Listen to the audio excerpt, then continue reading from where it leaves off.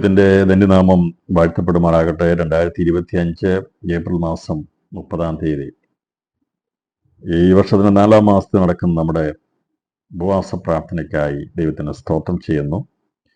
കർത്താവിന്റെ കൃപയിൽ ആശ്രയിച്ച് രാവിലെ മുതൽ 10 മണിക്ക് ഈ പ്രാർത്ഥന പ്രാർത്ഥിച്ചാരംഭിച്ച് ഇതുവരെയുള്ള സമയങ്ങൾ കർത്താവിൻ്റെ ശിഷ്യന്മാരായിരിക്കും ദൈവഭക്തന്മാർ ഈ പ്രാർത്ഥനയ്ക്ക് നേതൃത്വം കൊടുത്തു.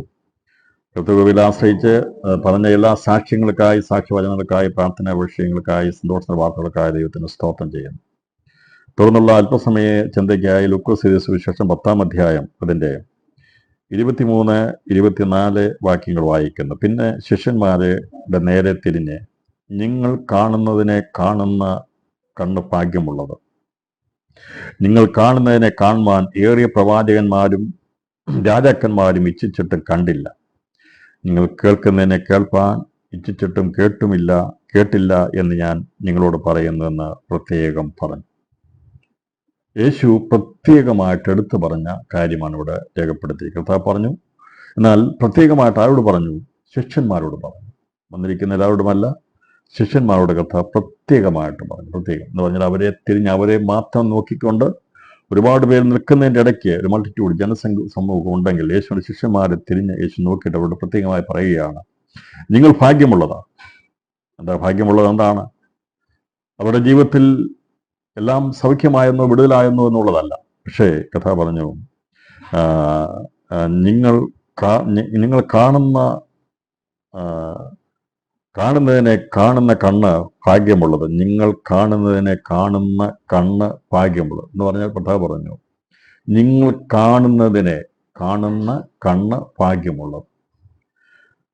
ഇപ്പോൾ സാധാരണക്കാരായിരിക്കുന്ന ശിഷ്യന്മാരെ കഥ നോക്കിയിട്ട് പറഞ്ഞു, നിങ്ങൾ കാണുന്നതിനെ എന്ന് പറഞ്ഞാൽ കഥ പറഞ്ഞത് ആരെയാണ് അവർ കണ്ടത്?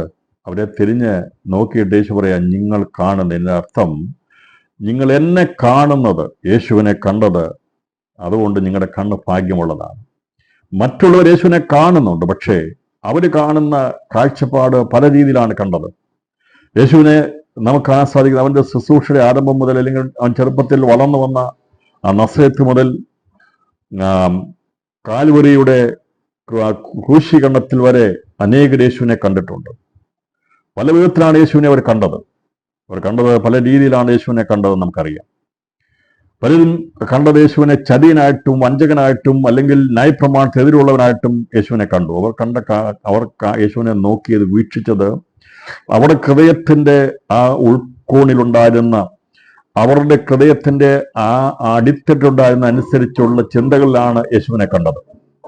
ഇന്നും അനേകരും യേശുവിനെ ഒരുപക്ഷെ നേരിൽ കാണുന്നില്ലെങ്കിലും യേശു എന്ന് പറഞ്ഞ് കേൾക്കുമ്പോൾ അവരുടെ ഹൃദയത്തിൽ അടിഞ്ഞിരിക്കുന്ന പകയോ വിദ്വേഷമോ അല്ലെങ്കിൽ മറ്റു പലതും ചിന്തിച്ചായിരിക്കും യേശുവിനെ കാണുന്നത്. എന്നാൽ കർത്താവ് ഈ ശിഷ്യന്മാരോട് പറഞ്ഞു, മറ്റുള്ളവർ കാണുന്ന പോലെ അല്ല നിങ്ങൾ എന്നെ കാണുന്നത്. നിങ്ങൾ കാണുന്നവരെ കാണുമ്പോൾ അതിൻ്റെ അർത്ഥം മറ്റുള്ളവർ കാണുന്നുണ്ട്, പക്ഷെ അവർക്കത് മനസ്സിലാകുന്നില്ല. മറ്റുള്ളവർ കേൾക്കുന്നുണ്ട്, പക്ഷെ അവർക്കത് ചെവിക്കൊള്ളാൻ കഴിയും. അതുകൊണ്ട് കഥ പറഞ്ഞത് ചെവിയുള്ളവൻ കേൾക്കട്ടെ എന്ന് കഥ പറഞ്ഞത്. ഇവിടെ കഥ പറഞ്ഞത് വാസ്തവത്തിൽ കണ്ണുള്ളവൻ കാണട്ടെന്ന്. അപ്പോൾ ഞാൻ അർത്ഥം, നിങ്ങൾക്ക് കാണുവാൻ ഭാഗ്യമുണ്ട്. മറ്റുള്ളവർക്കെല്ലാം കണ്ണുണ്ട്. യേശുവിനെ കണ്ടു. എത്രയോ ലക്ഷക്കണക്കിന് ആൾക്കാർ യേശുവിനെ കണ്ടതാണ്. പക്ഷേ അവർക്ക് ആർക്കും ഇതുപോലൊരു ഭാഗ്യം ലഭിക്കാതിരുന്നപ്പോൾ അതിന്റെ കാരണം എന്താണെന്ന് ചോദിച്ചാൽ, മറ്റുള്ളവരൊക്കെ വലിയ ജ്ഞാനികളെന്ന് ചിന്തിച്ചവരായിരുന്നു, വിവേകികളെന്ന് ചിന്തിച്ചവരായിരുന്നു, വലിയ അറിവുള്ളവരാണ്, പാണ്ഡിത്യമുള്ളവരാണ്, പാരമ്പര്യമുള്ളവരാണ് ചിന്തിച്ചവരാണ്. അതുകൊണ്ട് അവർക്ക് യേശുവിനെ കാണാൻ കഴിഞ്ഞില്ല. എന്നാൽ കർത്താവ് പറഞ്ഞു, ശിശുക്കളായിത്തീരുവാൻ ഞാൻ വിളിച്ചപ്പോൾ എൻ്റെ പിന്നാലെ വന്ന നിങ്ങൾ വാസ്തവത്തിൽ നിങ്ങൾ വലിയ പാണ്ഡിത്യമുള്ളവരോ പാരമ്പര്യമുള്ള ഒരു ജ്ഞാനികളൊന്നുമല്ല. ഞാൻ വിളിച്ചപ്പോൾ നിങ്ങൾ വരാൻ കാരണം നിങ്ങൾക്ക് ഒരു മനസ്സുണ്ട്, ശിശുക്കളായി പോലെ ആയിത്തീരുവാനായിട്ട്. കർത്താവിന്റെ ശിശുമാരെ നോക്കിയപ്പോൾ ആ ഒരു കാഴ്ചപ്പാടിലെ കർത്താവ് പറഞ്ഞു, നിങ്ങൾ ഇപ്പോൾ ശിശുക്കളെ പോലെ. അതിനകത്ത് യുവതി ഉൾപ്പെടുമ്പോൾ യുവതിയുടെ മനസ്ഥിതി എന്താണെന്നുള്ളത് പിന്നീടാണ് അവനിലേക്ക് അത് മാറി. അവൻ ശുശ്രൂഷയുടെ മേഖലയിൽ നിന്ന് മാറുവാനിടയാ തീർന്നത്. അവൻ്റെ പ്രാരംഭ സമയത്ത് അവനും അഭിഷേകമുള്ളവനായിരുന്നു, സൂക്ഷിച്ചവനായിരുന്നു, അവനും യേശുവിനെ കണ്ടതാ. പക്ഷേ അവന്റെ സമയമായപ്പോൾ അവരുടെ ഹൃദയത്തിന്റെ അടിത്തട്ടുണ്ടായിരുന്ന ദിവ്യാഗ്രഹത്തിന്റെ ശക്തി അവൻ വ്യാപിച്ചപ്പോൾ അവനിൽ സാത്താൻ കടന്നാണ് അവൻ തെറ്റായ വഴിയിലേക്ക് പോയി യേശുവിനെ കാണിച്ചു കൊടുക്കേണ്ടതായിട്ട് വന്നു. അതിലേക്ക് ഞാൻ പോകുന്നത്. ഇപ്പൊ നിങ്ങൾ ചോദിക്കും, യേശുവിനെ യൂത കണ്ടില്ലേ, അതുകൊണ്ട് യൂതയുടെ കണ്ണ് ഭാഗ്യമുള്ളതല്ലേ, എന്നിട്ട് അത് കണ്ണ് അവന്റെ കുടൽ തെറിച്ച് അവൻ വീണ് നടുവ് പറന്ന് മരിച്ചു പോയില്ലേ എന്ന് ചോദിക്കുമ്പോൾ ഇവിടെ പറഞ്ഞത് അവനും കൂടെ നടന്നപ്പോൾ കുഴപ്പമൊന്നുമില്ലാണ്ട് കുറച്ച് കഴിഞ്ഞപ്പോഴാണ് കുറച്ച് കഴിഞ്ഞപ്പോഴാണ് അവൻ വഴിതെറ്റിപ്പോയത്, ട്രാക്ക് മാറിപ്പോയി, അവന്റെ അവസാനം അതായിത്തീർന്നു. എന്നാൽ യേശു പറഞ്ഞു, നിങ്ങൾ കാണുന്നതിനെ കാണുവാൻ ഏറിയ പ്രവാചകന്മാരും രാജാക്കന്മാരും ഇച്ഛിച്ചിട്ട് കണ്ടില്ല, നിങ്ങൾ കേൾക്കുന്നതിനെ കേൾപ്പാൻ ഇച്ഛിച്ചിട്ടും കേട്ടില്ല എന്ന് ഞാൻ നിങ്ങളോട് പറയുന്നത് പ്രത്യേകം പറയും. നമുക്കറിയാം, ഏറിയ പ്രവാചകന്മാരും രാജാക്കന്മാരും ഒക്കെ കാത്തിരുന്ന അബ്രഹാം ഉൾപ്പെടെയുള്ള എല്ലാ പ്രവാചകന്മാരും, ലോകത്തിന്റെ ആദ്യത്തെ പ്രവാചകന്മാരായിരിക്കുന്നവരെല്ലാം ഉൾപ്പെടെ എല്ലാവരെ കുറിച്ച് നോക്കുമ്പോൾ ഹാനോക്ക് ഉൾപ്പെടെ എല്ലാ പ്രവാചകന്മാരും കാത്തിരുന്നത് അവരുടെ കണ്ണുകൊണ്ട് അവരുടെ ജീവിതത്തിൽ യേശുവിനെ കാണണം എന്നുള്ള ആഗ്രഹമാണ് ഉണ്ടായിരുന്നത്. അബ്രഹാം കാത്തിരുന്നവന് കാണാൻ കഴിഞ്ഞില്ല. അബ്രഹാമിന്റെ ഭവനത്തിൽ ചെന്ന് ദൂതന്മാരെ ചെന്നത്, പക്ഷേ അത് പിതാപുത്ര പരിശുദ്ധാത്മാവുടെ ബന്ധത്തിൽ 3 ദൂതന്മാരോട് എത്തി, പക്ഷേ യഥാർത്ഥമായിട്ടുള്ള ദൈവത്തെ കാണാൻ കഴിഞ്ഞില്ല. എന്നാൽ ജഡത്തിൽ പ്രത്യക്ഷപ്പെട്ട ക്രിസ്തുവിനെ കാണുവാൻ അന്ന് ആ കാലഘട്ടത്തിൽ ഭാഗ്യം ലഭിച്ചവരായിരുന്നു യേശുവിന്റെ ശിഷ്യന്മാർ എന്നാണ് അവിടെ പറഞ്ഞത്. കർത്താവ്, നിങ്ങൾ ഭാഗ്യവാന്മാരാ, നിങ്ങളുടെ കണ്ണ് കാണുന്ന കണ്ണ് ഭാഗ്യമുള്ളത്.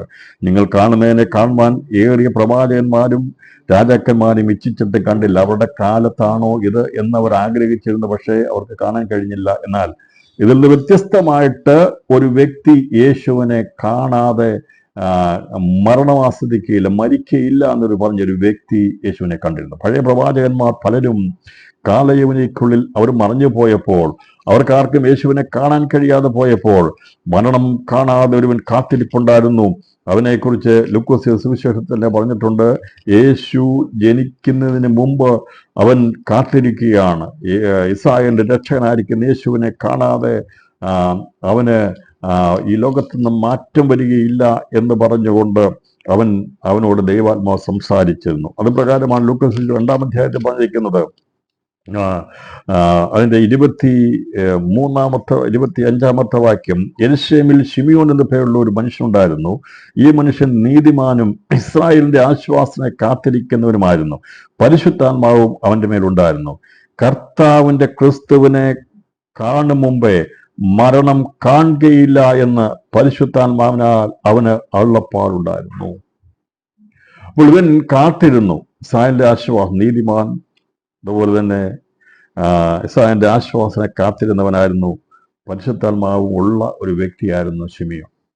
അപ്പോൾ ശിമിയോന്റെ ആഗ്രഹം ഈ ഇസ്രായേലിന്റെ ആശ്വാസനായി വരുന്ന രക്ഷകനായിരിക്കുന്ന യേശുവിനെ കാണണമെന്ന് അവനങ്ങ് ആഗ്രഹിച്ചു. അവൻ ആഗ്രഹിച്ചതല്ല, അവനെ കൊണ്ട് ദൈവം അവനങ്ങനെ ഇച്ഛ കൊടുത്തതാണ്. ദൈവത്തെ കാണുന്നത് ഇച്ഛിക്കാനുള്ള പ്രവർത്തിക്കാൻ ദൈവമല്ലോ ദൈവവെള്ളം ഉണ്ടായിട്ടുള്ള പ്രവർത്തിക്കാനുള്ളതാണ്. ഈ നല്ല കാര്യങ്ങളൊക്കെ ഇച്ഛിക്കുന്നത് ദൈവാത്മാവ് പ്രേരണ വരുമ്പോഴേ ഉണ്ടാകും.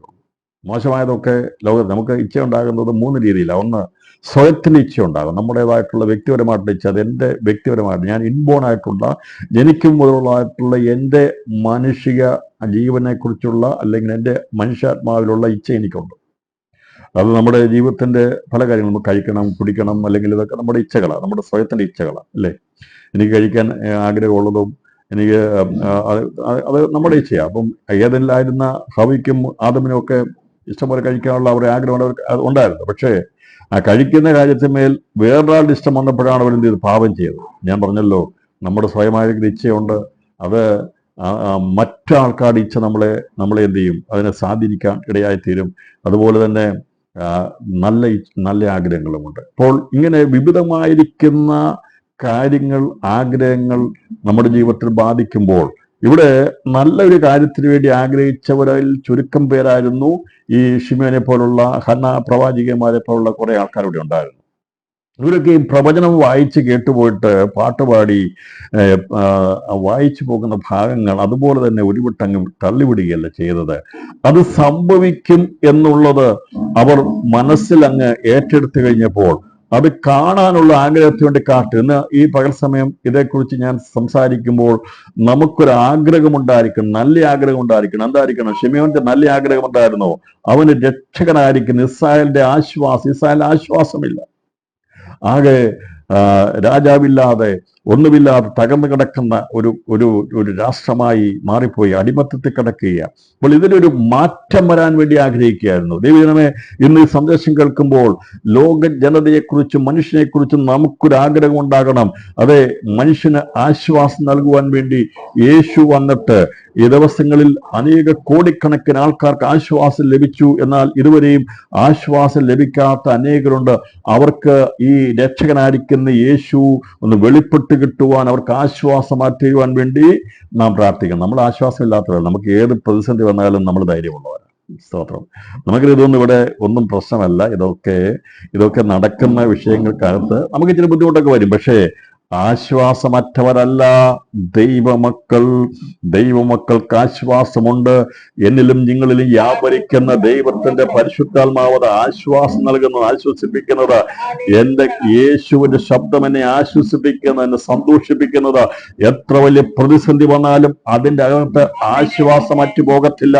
അവിടെയും നാം ബലത്തോടെ സ്തോത്രം പറയും. അതെ, എന്റെ കർത്താവ് അറിയാതെ എന്റെ തലയിൽ നിന്നൊരു മുടി താഴെ വീഴുകയില്ല എന്നുള്ള വിശ്വാസം ദൈവമക്കൾക്കുണ്ട്. അതുകൊണ്ട് നാം ആശ്വാസമറ്റവരല്ല, ആശ്വാസമുള്ളവരാ. അപ്പൊ ഈ അന്നത്തെ സാഹചര്യത്തിൽ അവിടുത്തെ ആ 2000 വർഷം മുമ്പ് ഇസ്രായേലിന്റെ ചരിത്രം നോക്കുമ്പോൾ വീരന്മാരായിരിക്കുന്ന വലിയ പ്രമാണിത്വമുണ്ടായിരുന്ന ആ ദൈവത്തിന്റെ ആലയമൊക്കെ പണിത് നല്ല രീതിയിൽ മുൻപോട്ട് വന്ന രാഷ്ട്രമായിരുന്നു യഹൂദയും ഇസ്രായേലും ഒക്കെ ആയിരുന്നെങ്കിൽ അവരുടെ ജീവിതത്തിൽ അധപ്പതിച്ച് അവസാനം അവരുടെ പള്ളി നന്നാക്കി കൊടുക്കേണ്ട ഗതികേട് വന്നത് ഹെരോദാവിനാൽ അത് പുതുക്കിപ്പണതെന്നാണ് പറഞ്ഞിരിക്കുന്നത്. ഇന്നത്തെ ഹെരോദാവിന് ദയ തോന്നി പുള്ളി പുതുക്കിപ്പണത് ദൈവത്തിന്റെ ആലയത്തിലാണ്. ഈ യഹൂദന്മാരായിരിക്കുന്ന അടിമകളെ പോലുള്ളവർ അവിടെ ദൈവത്തെ ആരാധിക്കുന്ന, പക്ഷെ അവർ അഹങ്കാരികളായിരുന്നു. ഇന്നും ഈ ലോകത്തിൽ നാം നോക്കുമ്പോൾ പ്രിയപ്പെട്ടവരെ, സ്വാതന്ത്ര്യം കിട്ടിയിട്ടില്ലെങ്കിലും അഹങ്കാരികളായിരിക്കുന്ന അനേകരുണ്ട്. എന്നാൽ അതിന്റെ മധ്യത്തിൽ ആശ്വാസത്തിന് വേണ്ടി കാത്തിരുന്ന ശിമിയോൻ, അവൻ കാത്തിരുന്നത് മറ്റൊന്നുമായിരുന്നില്ല, ഈ രക്ഷകനായിരിക്കുന്ന യേശുവിനെ, അല്ലെങ്കിൽ ലോകത്തിന്റെ രക്ഷകനായിരിക്കുന്ന ആ രക്ഷിതാവിനെ, കർത്താവിനെ കാണുവാൻ വേണ്ടി ആഗ്രഹമുള്ളത് കൊണ്ട് അവൻ അതിനുവേണ്ടി ഒരു രക്ഷയ്ക്ക് വേണ്ടി കാത്തിരുന്ന കണ്ണുകളുള്ളവനായിരുന്നു ശിമിയോൻ. ഇന്ന് ഈ സന്ദേശം കേൾക്കുമ്പോൾ എന്റെയും നിങ്ങളുടെയും കണ്ണുകൾക്കൊരു പ്രത്യേകത, ഞാൻ അതിലേക്ക് വരാം. നമ്മുടെ എന്തായിരിക്കണം ആഗ്രഹം എന്നുള്ളത്, എന്താണ് നമ്മൾ ആഗ്രഹിക്കുന്നത്? നമ്മൾ പലതും കാണുവാൻ ആഗ്രഹിക്കുന്നുണ്ട്. നിങ്ങൾ പലതും ആഗ്രഹിക്കുന്നു. നമ്മുടെ കുഞ്ഞുങ്ങളുടെ വിവാഹം കാണാൻ നമ്മൾ ആഗ്രഹിക്കുന്നുണ്ട്, അവർ തലമുറകളെ കാണാൻ ആഗ്രഹിക്കുന്നുണ്ട്, അവിടെ ഉന്നതമായ നിലവാരം കാണാൻ ആഗ്രഹിക്കുന്നു. നമുക്ക് ഒരുപാട് ആഗ്രഹങ്ങളുണ്ട്. അതെല്ലാം നമ്മുടെ കണ്ണുകൊണ്ട് കാണുവാൻ നാം ആഗ്രഹിക്കുന്നതാണ്. അത് വേണം, അത് നമ്മുടെ ആഗ്രഹമാണ്, അത് ഭൗമിക മണ്ഡലത്തിലും. എന്നാൽ ഇവിടെ ശിമിയോൻ ആഗ്രഹിച്ചുകൊണ്ടിരുന്നത്, അവന്റെ തലമുറ ഉണ്ടായിരുന്നു, അവൻ എന്തായിരുന്നു എനിക്കറിയത്തില്ല, ചരിത്രം അറിയത്തില്ല. പക്ഷേ ഇവൻ ഒരൊറ്റ ആഗ്രഹം ഉണ്ടായിരുന്നുള്ളൂ, ഇസ്രായേലിന്റെ ആശ്വാസദായകൻ എന്ന് കാണണം. ആ ആഗ്രഹത്തോടുകൂടി അവൻ അങ്ങനെ കാത്തിരുന്നപ്പോൾ പരിശുദ്ധാത്മാവ് അവനോട് പറഞ്ഞു, നിന്റെ കണ്ണ് അവനെ കാണാതെ അടയുകയില്ല.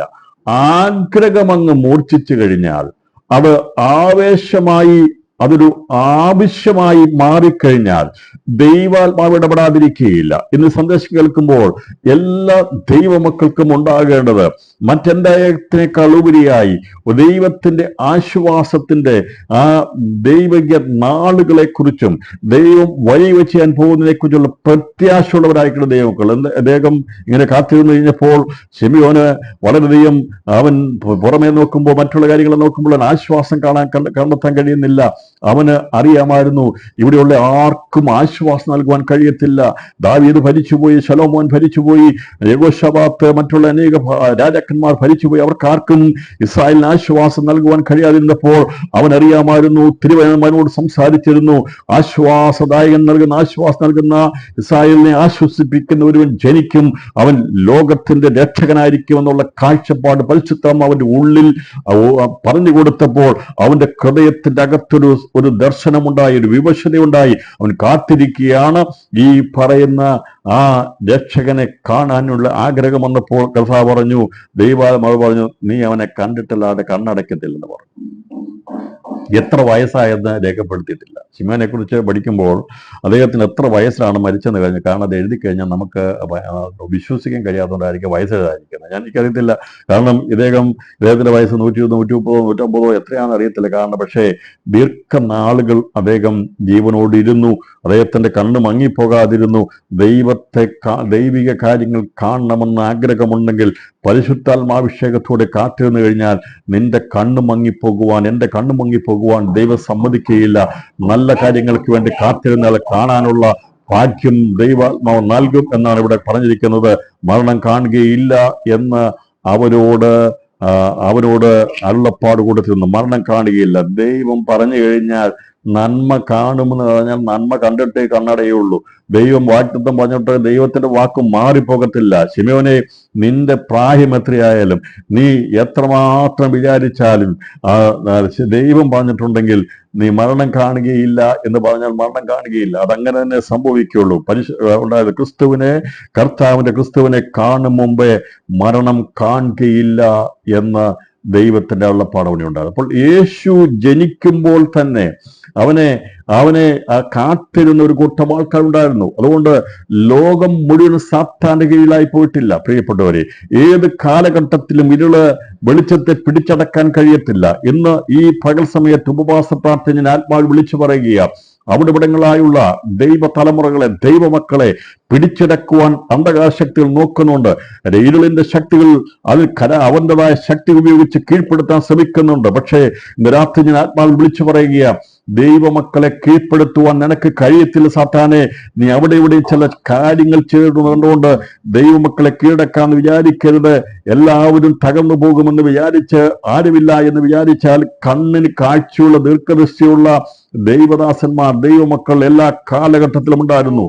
അതുകൊണ്ടാണ് ഈ കാലഘട്ടത്തിലും ഞാൻ വിചാരിക്കുന്നത്, മലാഖിയുടെ പ്രവചനം മുതലുള്ള കാലഘട്ടം നാം നോക്കുമ്പോൾ അത് കാണുന്നത് ആരോട് സംസാരിക്കാത്തൊരു കാലഘട്ടമായിരുന്നാണ് ചരിത്രം രേഖപ്പെടുത്തിയിരിക്കുന്നത്. മലാഖിയുടെ ശേഷമായി ഉള്ള കാലഘട്ടത്തിൽ, യേശു വരുന്നതിന് മുമ്പേ വരെയുള്ള കാലഘട്ടം നോക്കുമ്പോൾ അത് ഒരു പ്രവാചകന്മാർക്കോ അല്ലെങ്കിൽ കൃത്യമായ കാര്യങ്ങൾ ലഭിക്കാത്തൊരു കാലഘട്ടമായിരുന്നെങ്കിൽ, ഈ കാലഘട്ടത്തിലും മലാഖിയുടെ പ്രവചനം മുതൽ സുവിശേഷത്തിന്റെ കാലം ആരംഭിക്കുന്നവരെയും ഈലടഞ്ഞു പോയിട്ടില്ലായിരുന്നു.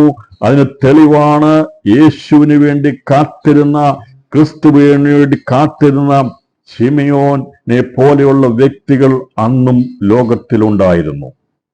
ഇതിന്റെ അർത്ഥം കാണിക്കുന്നത്, നിനക്ക് മുഴുവനെയും അടക്കി വാഴാൻ കഴിയത്തില്ല, നിനക്ക് ഒതുക്കി വെക്കാൻ കഴിയത്തില്ല. ആദമിനെ ഹവ്വയും വഞ്ചിച്ച് മനുഷ്യപാപത്തിൽ അകപ്പെടുത്തി അവരുടെ കണ്ണുകളെ, ആത്മീയ കണ്ണുകളെ കുരുട്ടുകളാക്കി മാറ്റി പുറമെയുള്ള കണ്ണുകളെ തുറന്നു കൊടുത്തു. ഇന്ന് പകൽ സമയം ശ്രദ്ധിക്കേണ്ട വിഷയം ഇതാണ്.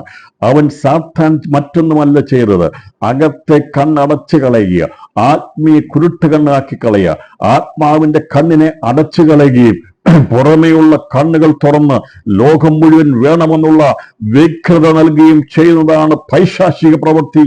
അതാണ് ഏതെനിൽ സംഭവിച്ചത്. ആത്മീയ കണ്ണിനെ കുരുട്ടാക്കി കളഞ്ഞു. കാണേണ്ടവനെ കാണാൻ കഴിയാതെ വണ്ണം, കൂട്ടായ്മ കൂടാണ്ടവനെ കൂടാതെ വണ്ണം, ആരാധിക്കേണ്ടവനെ കാണാതെ വണ്ണം കണ്ണടച്ച് കളയിപ്പിക്കുന്ന പൈശാചിക മണ്ഡലത്തിന് ശക്തി അന്ന് തുടങ്ങിയത്. ദൈവമായിട്ട് സംസർഗമുണ്ടായിരുന്ന മനുഷ്യവംശത്തെ, അല്ലെങ്കിൽ ആദത്തെ ഹവ്വയും അവന്റെ കണ്ണിനെ അടച്ചു കളയാൻ വേണ്ടി തന്ത്രപരമായ നീക്കങ്ങൾ നടത്തി അവരുടെ ഹൃദയ കണ്ണുകളെ അടച്ചു കളഞ്ഞിട്ട് അവരുടെ ഭൗമികമായിരിക്കുന്ന പുറമെയുള്ള ബുദ്ധിയുടെയും അതുപോലെ തന്നെ ഭൗമിക കണ്ണുകളെ തുറന്നു കാണിച്ചുകൊണ്ട് പറഞ്ഞു, ഇതെല്ലാം ഇപ്പോൾ നിങ്ങൾക്കാകുന്ന രീതിയിൽ കണ്ണുകൾ തുറന്നു. പക്ഷേ സംഭവിച്ചത്, ഈ കാണേണ്ടവനെ കാണാതെ ബാക്കി എന്തെല്ലാം കണ്ടാലും, എൻ്റെ പ്രിയ സുഹൃത്തുക്കളെ, എൻ്റെ പ്രിയപ്പെട്ട ദൈവദാസന്മാരെ, ദൈവമക്കളെ, അതെല്ലാം താൽക്കാലികമാ, ഇവിടം കൊണ്ട് തീർന്നു പോകുന്നതാ. ആദത്തിന്റെയും ഹവ്വയുടെയും കണ്ണു തുറന്നു. അവര് കണ്ടു, അവര് അറിവിന്റെ വർഷ പോലും എല്ലാം കണ്ടു. അതുവരെ കാണാതിരുന്നത് ഞാൻ വിചാരിക്കുന്നത് കണ്ടതാ. പക്ഷേ വ്യത്യസ്തമായ ഒരു ആംഗിളിൽ ഇതെല്ലാം കാണാൻ ഇടയാറ്റുന്നു. അന്ന് കണ്ടു തുടങ്ങിയതാണ് വേദന, അന്ന് കണ്ടു തുടങ്ങിയതാണ് ദുഃഖം, അന്ന് കണ്ടു തുടങ്ങിയതാണ് കരച്ചിൽ, അന്ന് കണ്ടു തുടങ്ങിയതാണ് സാത്താൻ മനുഷ്യവംശത്തിന്മേൽ വെച്ചിരിക്കുന്ന സകല കാര്യങ്ങളും അന്ന് കണ്ടു തുടങ്ങിയതാ. അകത്തെ കണ്ണടഞ്ഞു കഴിഞ്ഞപ്പോൾ സന്തോഷം പോയി, ആത്മീയ കൂട്ടായ്മ പോയി. അന്ന് മനുഷ്യന്റെ കണ്ണുകൾ തുറന്നപ്പോൾ ഭൗതികത കണ്ടു. പക്ഷേ ഈ ലോകത്തെ കണ്ടു കഴിഞ്ഞപ്പോൾ, കാണേണ്ടവനെ കാണാൻ കഴിയാതെ കഴിഞ്ഞപ്പോൾ, അന്ന് കണ്ടു തുടങ്ങിയ വേദനയും അന്ന് കണ്ടു തുടങ്ങിയ ഭയവും മനുഷ്യനെ പിടിച്ചുകൊണ്ടു പോകുമ്പോൾ, അതിനെ അടിമകളാക്കി കൊണ്ടുപോകുമ്പോൾ, കാണേണ്ടവനെ കണ്ടു കഴിഞ്ഞാൽ, കേൾക്കേണ്ടവന്റെ ശബ്ദം കേട്ടു കഴിഞ്ഞാൽ, ഇന്ന് ഈ ഉപവാസ പ്രാർത്ഥനയിൽ ആത്മാവിൽ വിളിച്ചു പറയുക, നമ്മളെ മൂടിവെച്ചിരിക്കുന്ന പൈശാചി കൊണ്ടുവന്നിരിക്കുന്ന എല്ലാ നിരാശകളും വേദനകളും ദുഃഖങ്ങളും അസമാധാനങ്ങളും വിട്ടുമാറിപ്പോകും. യേശുവിനെ കാണുമ്പോൾ ആശ്വാസമുണ്ടാകും. പിശാചിന്റെ പദ്ധതി മുഖാന്തരമായി ആശ്വാസം നഷ്ടപ്പെട്ടു പോയി. അന്ന് മനുഷ്യൻ ഓടി ഒളിച്ചു, അവൻ ഭയപ്പെട്ടുപോയി. ആകപ്പാടെ വിഷയങ്ങളെ അന്ന് കണ്ടു തുടങ്ങിയ കാര്യങ്ങളാണ് മനുഷ്യ സമൂഹത്തിന്റെ തലമുറകളിലൂടെ അത് ഇതുവരെയും സഞ്ചരിച്ചു കൊണ്ടിരിക്കുന്നെങ്കിൽ, ഇന്ന് പകൽ സമയം ആത്മാവിൽ ഇതൂത് പറയുമ്പോൾ ശിമിയോൻ ആ കാലഘട്ടത്തിൽ കാത്തിരുന്നത് അവന് പുറമെയുള്ളതല്ലായിരുന്നു കാണേണ്ടത്, അവന് യെരൂശലേം ദേവാലയം അല്ലായിരുന്നു കാണേണ്ടത്, അതിലെ ആചാരങ്ങളോ അതിലെ അനുഷ്ഠാനങ്ങളോ അല്ല കാണേണ്ടിരുന്നത്, അവന് രാജാക്കന്മാരെയല്ല കാണേണ്ടത്. അവൻ വിചാരിച്ചത് അവിടെ പുതിയ യെരൂശലേം ഒരു രാജാവ് വന്ന് അവരെ വിടിവിക്കുന്ന കാണാനല്ല കാത്തിരുന്ന. അവന് മനസ്സിലായി, എനിക്ക് ക്രിസ്തുവിനെ കാണണം, രക്ഷകനെ കാണണം എന്നുള്ള ആഗ്രഹം വന്നു കഴിഞ്ഞപ്പോൾ, ആ ആഗ്രഹം കാണുവാൻ വേണ്ടി അവനെ കാഴ്ച കിട്ടുവാൻ വേണ്ടി കാത്തിരുന്ന ആ ശിമിയോന്റെ മേൽ ദൈവത്തിന്റെ പരിശുദ്ധാത്മാവുണ്ടായിരുന്നു. അത് കാണിക്കേണ്ട സമയമായപ്പോൾ അവന് ആത്മനിയോഗമുണ്ടായി. ഇവർ യെരൂശലേം ദേവാലയത്തിലേക്ക് വന്ന സമയത്ത് ഇവർ അവിടുന്ന് നസറേത്തിൽ നിന്ന് യേശുവിനെ കൊണ്ട് ഈ യെരൂശലേം ദേവാലയത്തിലേക്ക് വരുമ്പോൾ, മറ്റൊരുവൻ അവൻ്റെതായ ഗോത്രത്തിൽ ശിമിയോൻ ഇരിക്കുന്നവന്റെ സ്ഥലത്ത് നിന്ന് അവൻ ആത്മപ്രേരണ ഉണ്ടായിട്ട് യെരൂശലേം ദേവാലയത്തിലേക്ക് യാത്ര ചെയ്യാൻ വിചാരിക്കുന്നത്. അതുവരെയും അവൻ യാത്ര ചെയ്യാതെ ആ വീട്ടിൽ അങ്ങനെ ഇരിക്കുകയായിരുന്നു. കാരണം അവനറിയാമായിരുന്നു അവൻ മരിക്കുന്നതിന് മുമ്പ് യേശുവിനെ കാണും. എന്നാൽ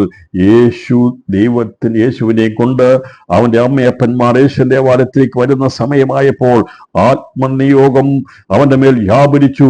അവൻ ആഗ്രഹിച്ചുകൊണ്ടിരുന്ന കാര്യം അത് നിവർത്തീകരിക്കാൻ പോകുമ്പോഴാണ് ആത്മനിയോഗം ഉണ്ടാകുന്നത്. എന്താ ആത്മനിയോഗം എന്ന് പറഞ്ഞാൽ എന്താണ്? ആത്മനിയോഗം എന്ന് പറഞ്ഞാൽ നമ്മൾ ആഗ്രഹിച്ചുകൊണ്ടിരിക്കുന്ന കാര്യം അതിന്റെ പ്രവൃത്തിയിലേക്ക് വരാൻ പോകുമ്പോൾ ഉണ്ടാകുന്ന ആത്മപ്രേരണയാണ് ആത്മനിയോഗം എന്ന് പറയുന്നത്. അതുകൊണ്ട് ഈ ഉപവാസ പ്രാർത്ഥനയിൽ നമുക്കൊരു ആത്മനിയോഗം ഉണ്ടാകണം. അത് നാം കാത്തുകൊണ്ടിരിക്കുന്ന പല വിഷയങ്ങളുണ്ട്. ആ വിഷയങ്ങൾ സബലീകരിക്കാൻ പോകുന്നുവെന്ന് ദൈവാത്മാവ് ഉള്ളിൽ ചില പ്രേരണ വരാൻ പോകുക, ചില ആലോചന വരാൻ പോകുക. നിന്റെ ഹൃദയത്തിൽ, എന്റെ ഹൃദയത്തിൽ ഞാൻ നിങ്ങളും ആഗ്രഹിച്ചുകൊണ്ടിരിക്കുന്ന ചില കാര്യങ്ങൾ അത് സബലീകരിക്കാൻ പോകുന്നു എന്നുള്ള ദൈവിക പ്രേരണയാണ് ആത്മനിയോഗം എന്നുള്ളത്. അതിനെയാണ് ആത്മനിയോഗം എന്ന് പറയുന്നത്. ഈ ആത്മനിയോഗം പ്രാപിച്ചു കഴിഞ്ഞപ്പോൾ അവൻ നേരെ വന്നത്, അവനെ വഴി നടത്തിയത് എങ്ങോട്ടാണെന്നറിയാമോ? യെരൂശലേം ദേവാലയത്തിലേക്ക് അവനെ കൊണ്ടുപോയത്. അതുകൊണ്ട് ആത്മപ്രേരണ വരുമ്പോൾ, നിയോഗം വന്നു കഴിയുമ്പോൾ തെറ്റിപ്പോകുവാൻ ഇടയാകത്തില്ല. നടക്കേണ്ടുന്ന വഴിയിൽ, പോകേണ്ടുന്ന വഴിയിൽ കൊണ്ടുപോകും. ഇന്ന് പകൽ ആത്മാവിൽ ദൂത് പറയുക, ചില ജീവിതങ്ങളുടെ മേൽ, നമ്മുടെ ജീവിതത്തിന്മേൽ ചില ആഗ്രഹങ്ങളുടെ നിയോഗങ്ങൾ ദൈവാത്മാവ് നൽകാൻ പോകുക. കാത്തിരുന്ന ചില വർഷങ്ങളായി കാത്തിരിക്കുന്ന വിഷയങ്ങളിന്മേൽ ദൈവത്തിന്റെ ആത്മാവിന്റെ നിയോഗം ഇന്ന് ഉപവാസ പ്രാർത്ഥനയിൽ അത് ഉരുവായിരിക്കിയാൽ, അത് സന്ദേശമായി വ്യാപരിക്കിയാൽ വചനം ഏറ്റെടുത്തുകൊള്ളുക. നീ വർഷങ്ങളായി ഹൃദയത്തിൽ വെച്ചുകൊണ്ടിരിക്കുന്ന ചില വിഷയങ്ങളുമേൽ ദൈവാത്മാവിന് നിയോഗം നൽകാൻ പോകുക. ശിമിയോന്റെ മേൽ ആത്മനിയോഗമുണ്ടായ അവൻ ആഗ്രഹിച്ചതിനെ കാണുവാൻ, കരങ്ങളിൽ എന്തുവാൻ അവന് ഭാഗ്യം ലഭിച്ചെങ്കിൽ, ഈ ദിവസങ്ങളിൽ പ്രാർത്ഥിക്കുന്ന ആഗ്രഹിക്കുന്ന വിഷയങ്ങൾക്ക് മേൽ ദൈവാത്മാവിന് ഈ ഉപവാസ പ്രാർത്ഥനയിൽ നിയോഗം അയക്കാൻ പോകുക. കരമുയർത്തി ദൈവത്തിന് സ്തോത്രം ചെയ്താട്ട്. നിന്റെ കണ്ണ് കാണാതെ അത് പോകുകയില്ല. ദൈവത്തിന്റെ നിയോഗം ഇന്ന് ഈ ഉപവാസ പ്രാർത്ഥനയിൽ വ്യാപരിക്കുന്നുണ്ട്. നമ്മൾ ആഗ്രഹിക്കുന്നതിനെ കാണുവാൻ ഈ ദിവസങ്ങളിൽ ദൈവാത്മാവ് വ്യാപരിക്കുന്ന ദൈവശക്തിക്കായി ഞാൻ ദൈവത്തിന് സ്തോത്രം ചെയ്യുക. അതിനെയാണ് ആത്മനിയോഗം എന്ന് പറയുന്നത്. 2025 ആത്മനിയോഗ പ്രകാരം നീ ആഗ്രഹിക്കുന്നതിനെ കാണുമെന്ന് ആത്മാവിൽ നിന്ന് ദൂത് പറയുക. വർഷങ്ങളായി കാത്തിരുന്ന ശിമിയോൻ, അവന് ആത്മനിയോഗമുണ്ടായി കഴിഞ്ഞപ്പോൾ അവനവിടെ ഇരിക്കാൻ കഴിഞ്ഞില്ല. അതുവരെയും അവൻ മരിക്കാതിരുന്നതിന്റെ കാരണം പലരും ചോദിച്ചു കാണും, എന്താ നീ മരിക്കാത്തതെന്ന് ചോദിച്ചു കാണും. എന്താണെന്ന് ഒരുപക്ഷെ നേരിട്ട് ചോദിച്ചു, പലരും ചോദിച്ചു, എന്താണ് ശിമിയോൻ മരിക്കാത്തത്? പലരും സമകാലികന്മാരായിട്ടുള്ള അനേകരും മരിച്ചുപോയപ്പോഴും എന്തുകൊണ്ടാണ് ശിമിയോൻ മരിക്കാതിരുന്നത്? അവന് അറിയാമായിരുന്നു, ഞാൻ മരിക്കത്തില്ല. കാരണം ദൈവത്തിന്റെ ക്രിസ്തുവിനെ കാണും മുമ്പ് ഞാൻ മരിക്കുകയില്ല എന്നുള്ള നിയോഗമുള്ളത് കൊണ്ട് അത് നിയോഗപ്രകാരം അതിന്റെ സമയമെടുത്തപ്പോൾ അവന്റെ മേൽ ആത്മപ്രേരണ ഉണ്ടായി. അവനെ കാണുവാൻ വേണ്ടി യെരൂശലേം ദേവാലയത്തിലേക്ക് പോകട്ടെ. ഞാൻ ദീർഘിപ്പിക്കാൻ ആഗ്രഹിക്കുന്നില്ല. അങ്ങനെ അവിടെ ചെന്ന് കഴിഞ്ഞപ്പോൾ അവൻ എന്റെ 31-ാം വാക്യത്തിൽ പറഞ്ഞിരിക്കുന്നത്, ജാതികൾക്ക് വെളിപ്പെടുവാനുള്ള പ്രകാശവും നിന്റെ ജനമായി ഇസ്രായേലിന്റെ മഹത്വമായി നീ സകല ജാതികളുടെയും മുമ്പിൽ ഒരുക്കിയിരിക്കുന്ന നിന്റെ രക്ഷയെ എന്റെ കണ്ണ് കണ്ടുവല്ലോ. ഇവിടെ നാം ചിന്തിച്ചു വന്ന വിഷയം, ഈ ആത്മപ്രേരണ ഉണ്ടായി കഴിഞ്ഞപ്പോൾ അവൻ മറ്റുള്ളവർ കണ്ടതുപോലെ അല്ല യേശുവിനെ കണ്ടത്. യേശുവിനെ കണ്ടപ്പോൾ അവൻ പറയുകയാണ്, ഞാൻ കാത്തിരുന്ന ഈ കർത്താവിന്റെ ക്രിസ്തുവിനെ കുറിച്ച് അവൻ പറയുകയാണ്, ഇവൻ ജാതികൾക്ക് വെളിപ്പെടുവാനുള്ള പ്രകാശമാണ്, നിന്റെ ജനമായ ഇസ്രായേലിന്റെ മഹത്വമാണ്, നീ സകല ജാതികളുടെ മുമ്പിൽ ഒരുക്കിയിരിക്കുന്ന നിന്റെ രക്ഷയെ എന്റെ കണ്ണ് കണ്ടുവല്ലോ. ആത്മപ്രേരണ ഉണ്ടെങ്കിലേ ആത്മീയ ദൂതുകൾ പ്രസ്താവിപ്പാൻ കഴിയത്തുള്ളൂ. അപ്പോൾ ഇവിടെ വെറുതെ ഇരുന്ന കാത്തിരുന്ന ഒരു വ്യക്തിയായിരുന്നില്ല. എല്ലാ ദിവസവും ആ ആത്മീയ നിയോഗത്തിന് വേണ്ടി അവൻ പ്രാർത്ഥനയോടെയായിരുന്നു. അവൻ അതിനു വേണ്ടി കാത്തിരിക്കുകയായിരുന്നു. യേശുവിനെ കാണും, ക്രിസ്തുവിനെ കാണും എന്നുള്ള ഒരു വലിയ പ്രത്യാശയോടെയാണ് അവൻ ഓരോ ദിവസവും മുമ്പോട്ട് കൊണ്ടുപോയത്. അവന്റെ അമ്മയപ്പന്മാർ അവനെ അകത്ത് കൊണ്ടുവന്നപ്പോൾ അവനെ കൈകളിലേന്തി ദൈവത്തെ പുകഴ്ത്തി. ഇപ്പോൾ നാഥ, തിരുവചനം പോലെ നീ അടിയനെ സമാധാനത്തോടെ വിട്ടയക്കുന്നു. എൻ്റെ പ്രിയപ്പെട്ടവരെ, ദൈവത്തിന് വേണ്ടി കാത്തിരിക്കുന്നവരാരും അസമാധാനത്തോടെ ഒരിടത്തും പോയിട്ടില്ല. സമാധാനത്തോടെയാ കിടന്നുറങ്ങുന്നത്. ഞാൻ പറഞ്ഞല്ലോ, ദൈവാഗ്രഹമുള്ള, ദൈവാത്മാഭിഷേകമുള്ള, ദൈവകൃപയ്ക്കനുസരിച്ച് നാം മുന്നേറി കഴിയുമ്പോൾ പ്രശ്നങ്ങളും പ്രതിസന്ധികളും വെല്ലുവിളികളും ഒക്കെ ഉണ്ടാകും. പക്ഷെ ഇവിടെ പറയുക, ഇവിടെ ഒരുപാട് വിഷയങ്ങൾ അദ്ദേഹം ദൃക്സാക്ഷിയായി. ഈ ഇസ്രായേലിന് സംഭവിച്ച ഒരുപാട് പ്രശ്നങ്ങൾ അദ്ദേഹം കണ്ടു. ആശ്വാസം ഒരുപാട് കാര്യങ്ങൾ കണ്ടു. ഇതെല്ലാം കണ്ടപ്പോഴും അവൻ അസ്വസ്ഥനായി തീർന്നിട്ടുണ്ട്, ഭാരപ്പെട്ടു പോയിട്ടുണ്ട്. ഒരാശ്വാസം എവിടെ നിന്ന് വിചാരിക്കുമെന്ന് വിചാരിച്ചിട്ടുണ്ട്. പക്ഷേ അവസാനം അവൻ പറയാണ്, ഇപ്പോൾ നാഥ, തിരുവചനം പോലെ നീ അടിയനെ സമാധാനത്തോടെ വിട്ടയക്കുന്നു. യേശുവിനെ, ജീവന്റെ നായകനായിരിക്കുന്ന ക്രിസ്തുവിനെ കരങ്ങളേന്തിയപ്പോൾ ഇവൻ പറയുക, എനിക്ക് ലഭിക്കേണ്ട സമാധാനം കിട്ടി. എനിക്ക് സമാധാനത്തിന്, നിത്യമായിരിക്കുന്ന സമാധാനത്തിന്റെ പ്രഭുവിനെ ഞാൻ കയ്യിലെടുത്തിരിക്കുന്നത് പറയാണ്. ഇതുകൊണ്ട് ഈ നീ അടിയനെ സമാധാനത്തെ വിട്ടയക്കുന്നു. എന്നോട് നീ പറഞ്ഞ ആ വാക്തത്വം നിറവേറുകയാണ്. ക്രിസ്തുവിനെ കാണാതെ മരിക്കുകയില്ല എന്ന് പറഞ്ഞിരിക്കുന്നത് അവന്റെ കണ്ണ് കണ്ടിട്ട് അവൻ പറയുക, അത് ഇതിപ്പോൾ നാഥ, ഈ തിരുവചനം പോലെ നീ അടിയനെ സമാധാനത്തോടെ വിട്ടയക്കുന്നു എന്ന് പറയുകയാണ്. ഇവിടെ ഈ മരണം കാണാതിരുന്ന വ്യക്തികളായിരുന്നു, ഒരുവനായിരുന്നു ഈ ശിമിയോൻ. അതുകൊണ്ട് ഞാൻ പറഞ്ഞത്, കർത്താവിന്റെ ശിഷ്യന്മാരെ നോക്കി യേശു പറഞ്ഞപ്പോൾ അവരാ കാലഘട്ടത്തിൽ ജീവിച്ചിരുന്നവരിൽ സന്തോഷം, അവർക്ക് അനേകർ കർത്താവിനെ കണ്ടെങ്കിലും കാണേണ്ടതുപോലെ യേശുവിനെ കാണാനുള്ള ഭാഗ്യം ലഭിച്ചത് ഈ ശിഷ്യന്മാർക്കായിരുന്നു. ശിമിയോൻ അനേകരും മരിച്ചുപോയി, പക്ഷേ ക്രിസ്തുവിനെ കാണും വരെയും മരണം അവൻ കാണുകയില്ല എന്നുള്ള ദൈവത്തിന്റെ ദൂത് അവിടെ ഉണ്ടായിരുന്നു. ഞാൻ പ്രധാനമായിട്ടും 3 കാര്യങ്ങളെ കുറിച്ചാണ് ഇന്ന് പറയാൻ ആഗ്രഹിക്കുന്നത്. ഒന്ന്, യേശു ജനിക്കുന്നതിന് മുമ്പ് കാത്തിരുന്ന, ക്രിസ്തുവിനെ കാണാൻ വേണ്ടി കാത്തിരുന്ന അനേക പ്രവാചകന്മാരും അനേക രാജാക്കന്മാരുണ്ടായിരുന്നു. അവരൊക്കെ ഒന്നൊന്നായി മരിച്ചുപോയപ്പോൾ മലായിയുടെ പ്രവചനത്തെക്കുറിച്ച് നമ്മൾ ശേഷമായി സുവിശേഷത്തെക്കുറിച്ച് നമ്മൾ കാണാൻ സാധിക്കുന്നത് അതൊരു അന്ധകാര നിബിഡമായ സമയമായിരുന്നു. പ്രവാചകന്മാർ ഇല്ലാത്ത സമയമായിരുന്നു. യാതൊരുവിധമായ എഴുത്തുകളും ഇല്ലാത്തൊരു കാലഘട്ടമായിരുന്നു. എന്നാൽ ആ കാലഘട്ടത്തിലും ആത്മപ്രേരണയുണ്ടായ ഒരുവൻ ഉണ്ടായിരുന്നു. അങ്ങനെ നിരവധി ആൾക്കാർ ഉണ്ടായിരുന്നു. പക്ഷേ ഈ ശിമിയോനെ സംബന്ധിച്ചുള്ള ഈ ഇരുണ്ട കാലഘട്ടത്തിന്റെ പീരീഡിലും ആർക്കും പ്രവചനം എഴുതാൻ കഴിഞ്ഞിട്ടില്ലെങ്കിലും, ഇവൻ പ്രവചനം രേഖപ്പെടുത്തിയില്ലെങ്കിലും ഇവന്റെ ഹൃദയത്തിൽ പരിശുദ്ധാത്മാവ് ഒരു പ്രവചനം എഴുതി വെച്ചിരുന്നു.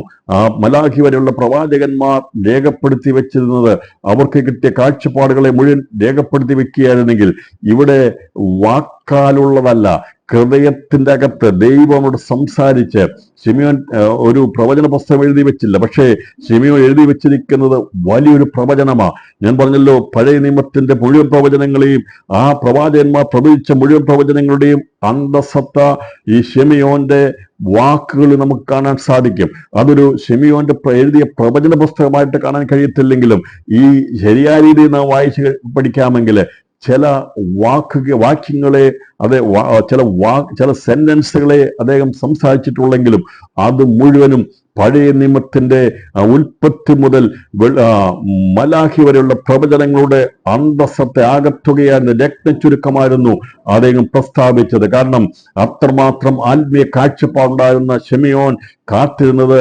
ക്രിസ്തുവിനെ കാണാൻ വേണ്ടി. ക്രിസ്തുവിനെ കണ്ടു കഴിഞ്ഞപ്പോൾ അവൻ പറയുകയാണ്, ഇനി എന്നെ സമാധാനത്തോടെ നീ വിട്ടയക്കുന്നു. അവന് മനസ്സിലായി ക്രിസ്തുവിനെ കണ്ടു കഴിയുമ്പോൾ അവന്റെ കണ്ണടയുമെന്ന്. എത്ര ഭാഗ്യകരമായ കണ്ണുള്ളവനായിരുന്നു ശിമിയോൻ. ഇന്ന് പകൽ സമയം എത്ര പേർക്ക് പറയാൻ കഴിയും? അത് അന്ന് ജീവനോടിരുന്നവരിൽ അതുവരെയും ഒരുപാട് പേര് യേശുവിനെ കുറിച്ച് ക്രിസ്തുവിനെ കുറിച്ചും ആശ്വാസം വേണ്ടി കാത്തിരുന്നെങ്കിൽ അവർക്കാർക്കും നേരിൽ കാണാൻ കഴിയാതിരുന്നപ്പോൾ ആത്മപ്രേരണയുണ്ടായ ഒരുവൻ ആത്മാവ് പറഞ്ഞു, നീ മരണം കാണുകയില്ല, ക്രിസ്തുവിനെ കാണാതെ മരിക്കുകയില്ല എന്നുള്ളവൻ അവൻ കാത്തിരുന്നപ്പോൾ യേശു യെരൂശലേമിലേക്ക് യെരൂശലേം ദേവാലയത്തിലേക്ക് അവനെ കൊണ്ടിരുന്ന സമയമായപ്പോൾ ആ സമയത്ത് ആത്മപ്രേരണയുള്ളവൻ അവിടെ വന്ന് യേശുവിനെ കണ്ടപ്പോൾ അവൻ പറഞ്ഞത് പഴയ നിയമത്തിൽ മറിഞ്ഞിരുന്ന മുഴുവൻ രഹസ്യങ്ങളുടേതായിട്ടുള്ള മാർമികമായ രത്നച്ചുരുക്കമായിരുന്നു അവനിവിടെ പ്രസ്താവിച്ചത്. എന്താ പറഞ്ഞതെന്നറിയാവോ? നീ അടിയനെ സമാധാനത്തോടെ വിട്ടയക്കുന്നു, ഇപ്പോൾ നീ എന്നോട് പറഞ്ഞിരിക്കുന്ന വചനം നിവൃത്തിയായിരിക്കുന്നു. ഇന്ന് ദൈവാത്മാവിൽ സന്ദേശം കേൾക്കുമ്പോൾ നമ്മളോട് ദൈവാത്മാവ് ദൂത് പറഞ്ഞിട്ടുണ്ടെങ്കിൽ, നമ്മുടെ അകത്ത് ഹൃദയം സംസാരിച്ചിട്ടുണ്ടെങ്കിൽ, നീ നന്മ കാണുമെന്ന് പറഞ്ഞിട്ടുണ്ടെങ്കിൽ അത് നിശ്ചയമായിട്ടും നന്മ കണ്ടിരിക്കും. അത് കാണാതെ കണ്ണടയത്തില്ല. ഈ ലോകത്ത് എന്തെല്ലാം സംഭവിച്ചാലും ദൈവം പറഞ്ഞിരിക്കുന്നതേ സംഭവിക്കുകയുള്ളൂ. ദൈവവചനത്തിന്റെ സത്യം അതാണ്. അതുപോലെ പറയുകയാണ്, അസ്വസ്ഥമായിട്ട് അസമാധാനത്തോടെ കണ്ണടക്കേണ്ടവരല്ല ദൈവമക്കൾ, അവര് സമാധാനത്തോടെ കിടന്നുറങ്ങിയുള്ളൂ. അതെ, ദൈവവചനം അങ്ങനെ പറയുന്നത്, സമാധാനത്തോടെ വിട്ടേക്കുന്നത്. അതുവരെയും അവന് ആഗ്രഹമായിരുന്നു, ആവേശമായിരുന്നു, കാത്തിരിപ്പായിരുന്നു. എന്നെനിക്കെന്റെ ക്രിസ്തുവിനെ കാണാൻ കഴിയുമെന്നുള്ള ഒരൊറ്റ ചിന്ത മാത്രമേ വന്യവയോധികനായിരുന്ന ശിമിയോൻ ഉണ്ടായിരുന്നുള്ളൂ. അവന് ആഗ്രഹമാണ്. അവന്റെ ജീവിതത്തിൽ ലക്ഷ്യം ആരെങ്കിലും ചോദിച്ചാൽ പറയും, എനിക്ക് ഒരുവനെ കാണാനുണ്ട്, അവനെ കാണുവോളം ഞാൻ ഈ ഭൂമിയിൽ കാണും. മറ്റു പലരും തലമുറകൾ ചോദിച്ചു കാണും, എന്താ അപ്പച്ച ഇങ്ങനെ ഇരിക്കുന്നത് ചോദിക്കുമ്പോൾ പറയും, എനിക്കൊരുവനെ കാണുവാനുണ്ട്, അവനെ കണ്ടിട്ടല്ലാതെ ഞാൻ കണ്ണടക്കത്തില്ല എന്ന് പറഞ്ഞുകൊണ്ട് തലമുറകൾ താണ്ടിയവനായിരുന്നു ഈ ശിമിയോൻ. അവൻ കാണേണ്ടവനെ കണ്ടു കഴിഞ്ഞപ്പോൾ പറയുകയാണ്, ജാതികൾക്ക് വെളിപ്പെടുവാനുള്ള പ്രകാശം. അതിന്റെ അർത്ഥമെന്നാണ്, ജാതികൾ മുഴുവൻ അല്പമെങ്കിലും വെളിച്ചമുണ്ടായിരുന്ന ഇസ്രായേലായിരുന്നു. അവർക്കാണ് ദൈവ പ്രമാണമുണ്ടായിരുന്നത്. അന്നുണ്ടായിരുന്ന പൈശാചിക ആരാധന വ്യത്യസ്തമായിട്ടുള്ള ആ ആരാധന കാര്യങ്ങളെല്ലാം ലഭിച്ചിരിക്കുന്നത് ഇസ്രായേലിനാണ്. അതുകൊണ്ടാണ് ഇവിടെ പറഞ്ഞിരിക്കുന്നത്, ജാതികൾക്ക് വെളിപ്പെടുവാനുള്ള പ്രകാശം. അതുവരെ ജാതികൾക്ക് വെളിച്ചമില്ലായിരുന്നു, അന്ധതമസിലായിരുന്നു, കൂട്ടിലായിരുന്നു. അതുകൊണ്ടാണ് പിന്നെ സബൂലൂൻ ദേശവും നഫ്താലി ദേശവും ഒക്കെ ഇരുട്ടിൽ പാർക്കുന്ന വലിയ ജനം വലിയൊരു വെളിച്ചം കണ്ടുവന്ന് പ്രവാചകൻ പ്രവചിച്ചത്. ഈ പ്രവചനമെല്ലാം വായിച്ച് മനസ്സിലാക്കിയിരിക്കുന്ന ഗ്രഹിച്ചിരുന്ന ഈ ശിമിയോൻ പറയുകയാണ്, ജാതികൾക്ക് വെളിപ്പെടാനുള്ള പ്രകാശമാണ് എൻ്റെ കയ്യിൽ ഇരിക്കുന്നത്. ഇന്ന് പകൽ സമയം എനിക്കും നിങ്ങൾക്കും മനസ്സിലായിട്ടില്ല ക്രിസ്തു ആരാണെന്നുള്ളത്. എന്നാൽ നമ്മുടെ ഹൃദയത്തിൽ വസിക്കുന്നവൻ, അവൻ സകലത്തെയും പ്രകാശിപ്പിക്കുന്ന തേജസ്സിന്റെ ദൈവമാണ്. അവനെ ആണ് അവന്റെ കരങ്ങളിൽ എടുത്തപ്പോൾ പറഞ്ഞത്, ഇവൻ സകല ജാതികൾക്കും വെളിപ്പെടുവാനുള്ള പ്രകാശമാണ്. ഈ കുഞ്ഞിനെ നോക്കി അങ്ങനെ ഒരു പ്രവചനം പ്രവചിക്കുകയാണ്. ഈ യേശു എന്ന ആ കുഞ്ഞിനെ കരങ്ങളിൽ എടുത്തുകൊണ്ട് ഇവൻ പ്രവചിച്ചതാണ്, ഇവൻ ജാതികൾക്ക് വെളിപ്പെടുവാനുള്ള പ്രകാശമാണ്. ഇങ്ങനെ ജനമായ ഇസ്രായേലിന്റെ മഹത്വമാണ്. അതുവരെയും ഇസ്രായേലിന്റെ മഹത്വമായവനെ അവിടെയുള്ളവരെല്ലാം കൂടി പുല്ല് തിന്നുന്ന കാളക്കുട്ടിക്ക് തുല്യമാക്കി തീർത്തിട്ടുണ്ടായിരുന്നു. പല രാജാക്കന്മാരും ഇസ്രായേലിന്റെ മഹത്വമായവനെ മഹത്വം ഇല്ലാതാക്കി കാണിച്ചിരുന്നു. എന്നാൽ ഇവിടെ രാജാക്കന്മാർ പരാജയപ്പെട്ടു പോയപ്പോൾ, ജാതികൾക്ക് വെളിച്ചമില്ലാതിരുന്നപ്പോൾ അല്പം വെളിച്ചമുണ്ടായിരുന്നു എന്ന് പറഞ്ഞാൽ, പഴയ നിയമത്തിൽ ആ കാലഘട്ടങ്ങളിൽ ദൈവപ്രമാണം ലഭിച്ച ഇസ്രായേലിന് വെളിച്ചമുണ്ടായിരുന്നെങ്കിലും അവർക്ക് മഹത്വമില്ലായിരുന്നു. അവർക്ക് മഹത്വം പൊയ്പോയിരുന്നു. ഈ ഹോബോധ് എന്ന് പറഞ്ഞു കഴിഞ്ഞാൽ ഏലിയുടെ കാലഘട്ടം പോലെ മഹത്വം പൊയ്പോയ സമയങ്ങളുണ്ടായിരുന്നു, പിടിക്കപ്പെട്ടു പോയ സമയങ്ങളുണ്ടായിരുന്നു. പെട്ടകമായിട്ടായിരുന്നു അത് ബന്ധപ്പെട്ടിരിക്കുന്നെങ്കിൽ ഇവിടെ പറയുക യഥാർത്ഥമായ പെട്ടകം പ്രത്യക്ഷപ്പെട്ടു. മോശ പണിത നിയമപ്പെട്ടകമല്ല എന്റെ കയ്യിലിരിക്കുന്നത്. എന്റെ കയ്യിലിരിക്കുന്നത് ജീവന്റെ പെട്ടകമായിരിക്കുന്ന ക്രിസ്തുവ. ഇവനാണ് ഇസ്രായേലിന്റെ മഹത്വം. ഇവൻ ഇസ്രായേലിന് മഹത്വം നൽകുന്നവനാ. അപ്പോൾ ഈ ശിമിയോന്റെ കയ്യിലിരുന്ന യേശുവിനെ കുറിച്ച് ശിമിയോൻ പ്രവചിച്ചത് ഇരുൾ മാറ്റുന്നവനാണ് യേശു. ഇവൻ ലോകത്തിൽ വെളിപ്പെടുവാനുള്ള വെളിച്ചമാണ്. ഇവൻ ഇസ്രായേലിന്റെ മഹത്വമാണ് എന്ന് അന്നവിടെ പ്രവചിപ്പാനിട്ടിടയായി തീർന്നു. ഈ ശിശുവിനെ നോക്കി അത്രമാത്രം ആത്മീയ ദൂതുകൾ പറഞ്ഞപ്പോൾ ഇതിനകത്ത് മറിഞ്ഞിരിക്കുന്ന മർമ്മത്തെ മനസ്സിലായല്ലോ അല്ലേ? പുള്ളി പറയുകയാണ്, ജാതികൾ ഇരുളിലാണ്, അന്ധതമസിലാണ്, കൂരിട്ടിലാണ് കിടക്കുന്നത്. നാമൊക്കെ ഇരുളിലായിരുന്നു, നമ്മെ വെളിച്ചത്തെങ്കിലേക്ക് കൊണ്ടുവന്നത്, ലോക ജാതികളെ വെളിച്ചത്തെങ്കിലേക്ക് കൊണ്ടുവന്നത്. ഇന്ന് ഈ അറിയിക്കപ്പെടുന്ന സുവിശേഷത്തിന്റെ വെളിച്ചമാണ് മനുഷ്യർക്ക് വെളിച്ചമായി തീരുവാനിടയെത്തുന്നത്. അന്ന് ശിമിയോൻ പ്രവചിച്ച പ്രവചനത്തിന്റെ എത്ര ആഴം ഇന്ന് 2000 വർഷം കഴിയുമ്പോൾ നമുക്ക് കാണാൻ സാധിക്കുന്നുണ്ട്. എന്നാൽ ഇന്ന് ഇരുൾ മൂടുവാൻ തുടങ്ങുന്നതിന്റെ കാരണം മറ്റൊരു ശക്തി വരുന്നുണ്ട്, ഇരുൾ വ്യാപരിക്കാൻ തുടങ്ങുന്നുണ്ട്. അതുകൊണ്ടാണ് ഇത് വെളിച്ചം മങ്ങുന്നുണ്ടോ എന്ന് തോന്നിപ്പോകുന്നത്.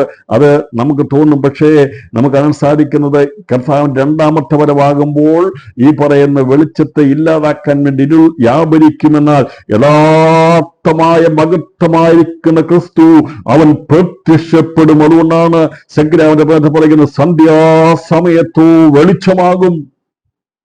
ലോകം കൂരിട്ടിലേക്ക് പോകുമ്പോൾ, അന്ധകാരത്തിലേക്ക് പോകുമ്പോൾ, ക്രിസ്തുവിന്റെ വർണ്ണത്തിലേക്ക് പോകുമ്പോൾ, ലോകം അന്ധകാരത്തിലേക്ക് പോകുമ്പോൾ, ആർക്കും പ്രവർത്തിച്ചു കൂടാൻ വയ്യാത്ത രീതിയിലേക്ക് വന്നു കഴിയുമ്പോൾ, വെളിച്ചമായി അന്ന് ശിമിയോന്റെ കയ്യിലിരുന്ന ആ യേശു ക്രിസ്തു വാസ്തവമായും വെളിച്ചമായി ലോകത്തിൽ വന്ന് ഇസ്രായേലിന് മഹത്വമായി വെളിപ്പെടും. 2 കാര്യങ്ങളാണ് അന്ന് ശിമിയോൻ പ്രവചിച്ചത്. 1, ജാതികൾക്ക് വെളിച്ചമാകുന്ന സുവിശേഷം. 2, 1ാമത്തെ വരവിൽ അവൻ സകല ജാതികൾക്കുള്ള വെളിച്ചമായി മാറി.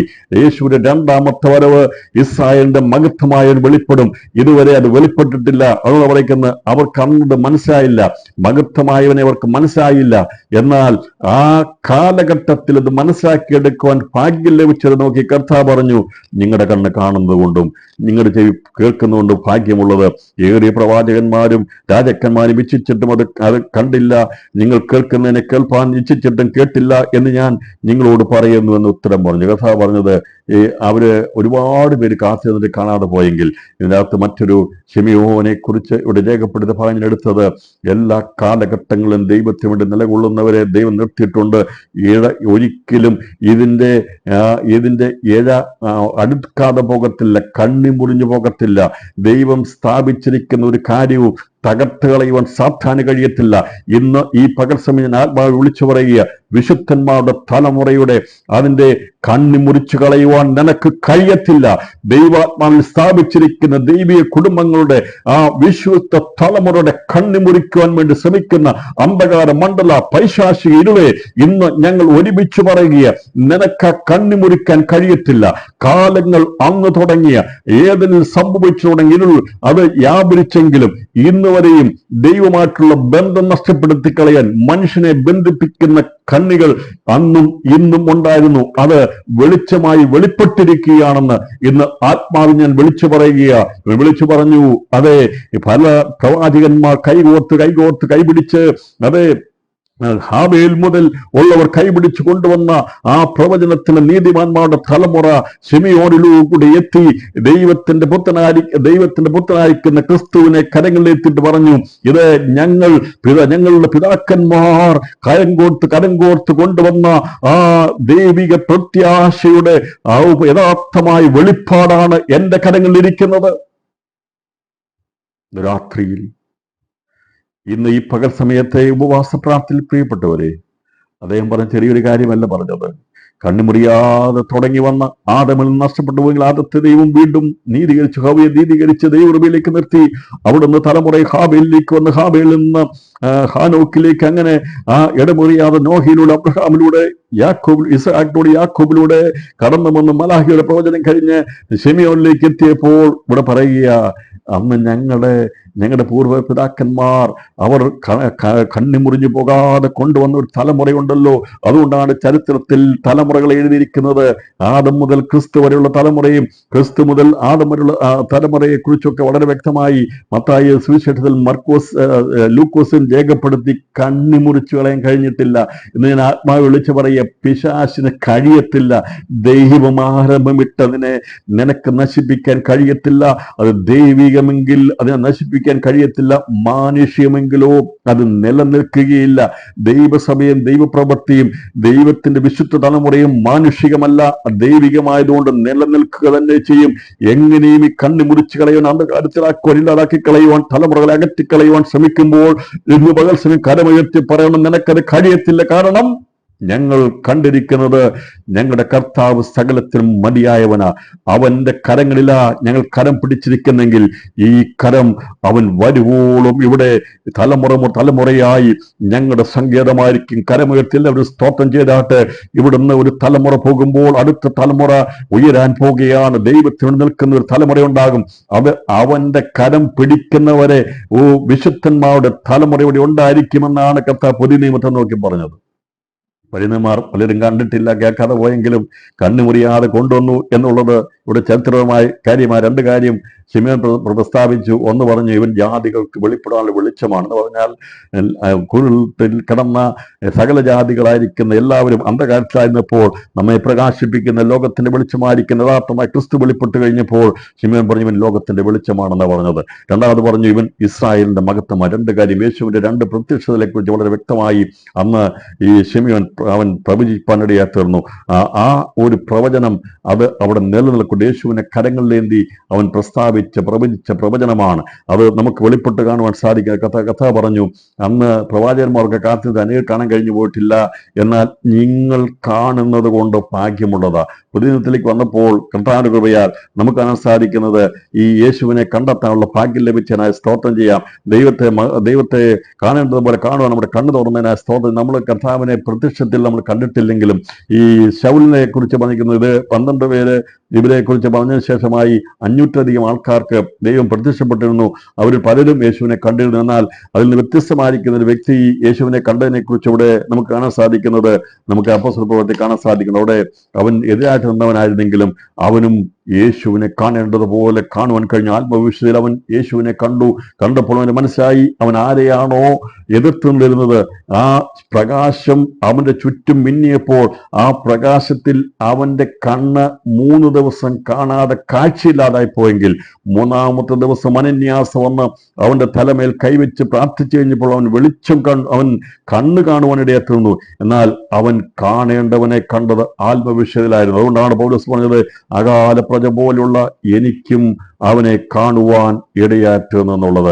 അവനും ആത്മവിശ്വാസത്തിൽ യേശുവിനെ കാണുവാൻ ഇടയാറ്റുന്നു. എന്നെ കേൾക്കുന്ന പ്രിയപ്പെട്ടവരെ, ദിവസങ്ങളിൽ കർത്താവിനെ കാണും എന്നുള്ള ആഗ്രഹത്തോടെയാണ് ഞാനും നിങ്ങളും ആഗ്രഹിക്കുന്നത്. അന്ന് വരെയും കാണാതിരിക്കുവാൻ പലരും കണ്ടിട്ടുണ്ടെങ്കിലും അതിനെ മനസ്സിലാക്കാൻ കഴിയാതെ പോയെങ്കിൽ നമ്മുടെ അകത്തൊരാഗ്രഹം ഉണ്ടായിരിക്കണം. എൻ്റെ കർത്താവിനെ അവനിരിക്കുന്നത് പോലെ എനിക്ക് കാണണമെന്നുള്ള ആഗ്രഹമാണ് നമുക്ക് യോഹന്നാൻ ലേഖനം എഴുതിയപ്പോൾ അവിടെ രേഖപ്പെടുത്തി വെച്ചിരിക്കുന്നത്. നമ്മുടെ ഞാൻ യേശുവിനെ ജഡത്തിൽ കണ്ടവനാണ്, ഞാൻ യേശുവിനെ പുനരുത്ഥാനത്തോടുള്ള ബന്ധത്തിൽ ഞാൻ കണ്ടതാണ്. എന്നിട്ട് അവൻ അവിടെ യോഹന്നാൻ ലേഖനം എഴുതിയപ്പോൾ, അവൻ വെളിപ്പാട് പുസ്തകത്തിന് മുമ്പായി ലേഖനം എഴുതിയപ്പോൾ 1-ാം അധ്യായത്തിൽ അവൻ പറഞ്ഞിരിക്കുകയാണ്, അവൻ ആഗ്രഹമുണ്ടായിരുന്നു യേശുവിനെ കാണേണ്ടതുപോലെ കാണണമെന്ന്. 3-ാം അധ്യായത്തിൽ ഇങ്ങനെ പറഞ്ഞിരിക്കുന്നത്, അതിന്റെ 2-ാം വാക്യം, നാം ഇന്നതാകുമെന്ന് ഇതുവരെ പ്രത്യക്ഷമായിട്ടില്ല. അവൻ പ്രത്യക്ഷനാകുമ്പോൾ നാം അവനെ താൻ ഇരിക്കും പോലെ തന്നെ കാണുന്നതാകൊണ്ട് അവനോട് സദൃശന്മാരാകുമെന്ന് നാം അറിയുന്നു. അപ്പോൾ ഇവിടെ അവനെ താൻ ഇരിക്കും പോലെ കാണേണ്ടതിന്, അവൻ എങ്ങനെയാണോ തേജസ്സതയുമായിരിക്കുന്നത്, നാം ജഡത്തിൽ യേശുവിനെ കണ്ടിട്ടില്ല, മരിച്ചുയർത്തുന്ന യേശുവിനെ നാം കണ്ടിട്ടില്ല, തൊട്ടു നോക്കിയിട്ടില്ല. എന്നാൽ നമുക്കറിയാം, യോഹന്നാൻ പറയുക, നാം ഇന്നതാകുമെന്ന് ഇതുവരെ പ്രത്യക്ഷമായിട്ടില്ല. എന്നാൽ നാം ഇന്നത് ആകുന്നത് എന്താണെന്ന് പറയുമ്പോൾ, അവൻ പ്രത്യക്ഷനാകുമ്പോൾ നാം അവനെ താൻ ഇരിക്കും പോലെ തന്നെ കാണുന്നത് കൊണ്ട് നാം അവനോട് സജീവന്റെ അർത്ഥം നമുക്ക് ഭൗതികമായിട്ടുള്ള കണ്ണുകൾ കൊണ്ട് കാണുവാനുള്ള ഭാഗ്യമാണ് അന്ന് അവിടെ ഉണ്ടായിരുന്ന അനേകർക്ക് ലഭിച്ചപ്പോൾ. അതിൽ നിന്ന് വ്യത്യസ്തമായ ഹൃദയത്തിന്റെ അകത്തേക്ക് ചെല്ലുന്ന യേശുവിനെ സ്നേഹിക്കുന്ന ശിശുക്കളെ പോലുള്ളവരായി തീർന്ന ശിഷ്യന്മാർക്ക് യേശുവിനെ കുറിച്ച് മറ്റുള്ളവർ കണ്ട കാഴ്ചപ്പാടല്ല കണ്ടത്. അവർ കണ്ടത് യേശുവിനെ ഒരുപക്ഷെ ചിലർ കണ്ടത് അപ്പം കൊടുക്കുന്നവനായിട്ടാണ് കണ്ടത്, ചിലർ കണ്ടത് യേശുവിനെ രോഗസൗഖ്യം കൊടുക്കുന്നവനായി കണ്ടത്, ചിലർ അവനെ കണ്ടത് യേശുവിനെ കണ്ടത് അവൻ ഭൂതങ്ങളെ പുറത്താക്കുന്നവനായി കണ്ടത്. ഇതെല്ലാം ശരിയാ എന്ന് പലരും ആത്മീയഗോളത്തിൽ പല രീതിയിലാ യേശുവിനെ കാണുന്നത്. എന്നാൽ എന്റെയും നിങ്ങളുടെയും കാഴ്ചപ്പാട് അങ്ങനെ ഭൗതികമായിരിക്കുന്ന രോഗസൗഖ്യം ഭൂതശാന്തിയും മറ്റുള്ള കാര്യങ്ങൾ അല്ല പ്രിയപ്പെട്ടവരെ. അതൊക്കെ ഉണ്ട്, അതെല്ലാവരും കണ്ടതാ, പലരും കണ്ടതാ. പക്ഷെ അവിടെയൊക്കെ വിശ്വാസം നിലനിന്നില്ല, പലരും പോയി. എന്നാൽ യേശുവിനെ യഥാർത്ഥമായി ദൈവപുത്രനാണെന്ന് കാണുവാനുള്ള ഭാഗ്യം ലഭിച്ചത് ശിശുക്കളെ പോലുള്ളവർക്കായിരുന്നു. അതുകൊണ്ട് കർത്താവ് നിങ്ങളുടെ കണ്ട് ഭാഗ്യമുള്ളെന്ന് പറഞ്ഞത്. ഇവിടെ പറയുക, അതിൽപ്പെട്ട യോഹന്നാൻ പറയുക, ഇനി ഞങ്ങൾ അവനെ കണ്ടതാണ്, അവനെ ജഡത്തിൽ കണ്ടു, അവനെ പുനരുത്ഥാനത്തിന് ശേഷം ഞങ്ങൾ കണ്ടു.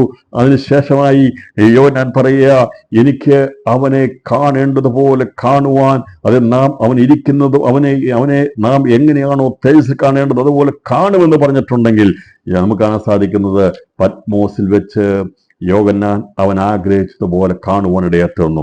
യേശു താൻ ഇരിക്കുന്ന പോലുള്ള തേജസ് രൂപിയായിരിക്കുന്ന യേശു പത്മോസിന്റെ ഏകാന്തതയിൽ യോഹന്നാൻ വെളിപ്പെട്ട് കഴിഞ്ഞപ്പോൾ അവൻ കവണ് വീണ് കിടക്കുവാനിടയായിരുന്നു. അതേക്കുറിച്ച് ഞാൻ വിവരിക്കാൻ പോകുന്നില്ല പ്രിയപ്പെട്ടവരെ.